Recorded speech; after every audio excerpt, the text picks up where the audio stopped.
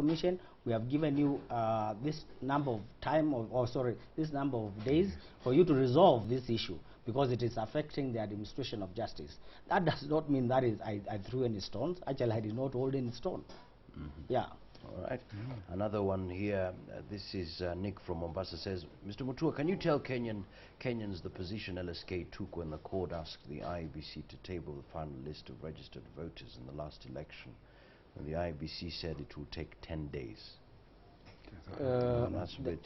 I didn't get what he said. Say anything. Absolutely. They could not say anything because they were not amicus. They were not involved. We were not in, but what we did is that we realized, and that is part of the reason probably why I've summons in the Supreme Court up to now. We decided that as part of our mandate was to investigate what could have gone wrong during the general elections, because there is consensus across the board that something went wrong, even if it means looking at the failure of the electronic transmission systems. And we have a committee which was set up. In fact, they are in a retreat trying to come up with a final document. And that document is not coming to punish IEBC, as it were. No, it is coming up to take it to Parliament and tell Parliament, look, this is what we think ought to have gone wrong, and based on this report, probably you can amend the law. Yes. All right. There was a suggestion in regards to those who will sit in the Judicial Service Commission that their sitting allowances be reduced and perhaps a percentage of it be used to come up with a fund, support other initiatives rather than just giving them the cash. If that happened, then the competition for that position will be not as stiff. It was suggested here by those two. You see, when it comes to elections, I think a candidate will look at the most suitable thing which can sell, and even if it's not realistic or practical. And that is why I keep on saying, you're not dealing with an ordinary voter. You're dealing with a lawyer. You're dealing with a legal mind, and these are very informed voters in terms of, in the name of lawyers. And you can just come up with something which is utopian in nature, thinking that that will capture the attention of the voter and vote for you. So all these things are meant to try and see whether they can woo people into voting for them. But to come to your question, your remarks about what they said, there are allowances for Judicial Service Commission are controlled by Treasury. That is my belief, and that if there is any amount of money which is over and above what Treasury sets, then that money ought to be refunded. That is my take. That if there are issues about high allowances, then the person to ask is the Treasury. What circular do they have in relation to the allowances of the Judicial Service Commission commissioners?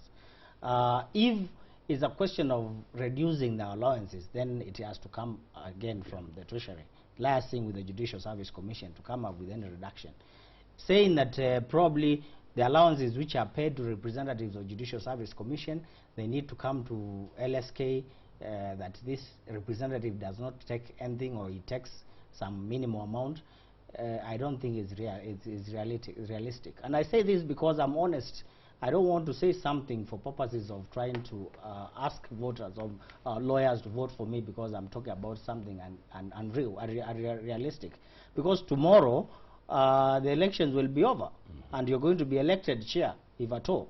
If you're elected chair and you've just mentioned things which are not realistic, you're not really different from the ordinary politicians who go around cheating voters that they will do this, they will do that, when they can't be able to do it. And my issue is this: all of these good ideas which you have sat in my council throughout. We have made decisions in consensus. How come these ideas did not come out? Why are they coming out now when we are doing an election? I read in a press, I think yesterday, that the Director of Public Prosecutions is frustrated that as much reform has taken place in the courts, the judiciary, they've been expansion of the judges, the courts, yet the section is not expanding. No, I agree with him. I agree with the DPP on that point. First, because by virtue of being a chairperson of the Law Society of Kenya, I sit in the board of the DPP, the office of the DPP board, by virtue of my chairmanship. And we have sent requests, several requests, for them to be able to fund the office of the DPP, at least in comparison with what the judiciary is getting in terms of funding. And every time we send this request, we don't get any favorable response. I think it appears there could be a design to emasculate the office of the DPP, which is very sad. And we keep on reminding them, if you don't have prosecutors to sit in court and prosecute cases, magistrates will not work. If you don't have prosecutors to come to court and prosecute cases, lawyers who are defending people will not be able to move. Yes. All right. Just to give Mutua as well a fair chance, we gave the two candidates 20 seconds to campaign. 20 seconds.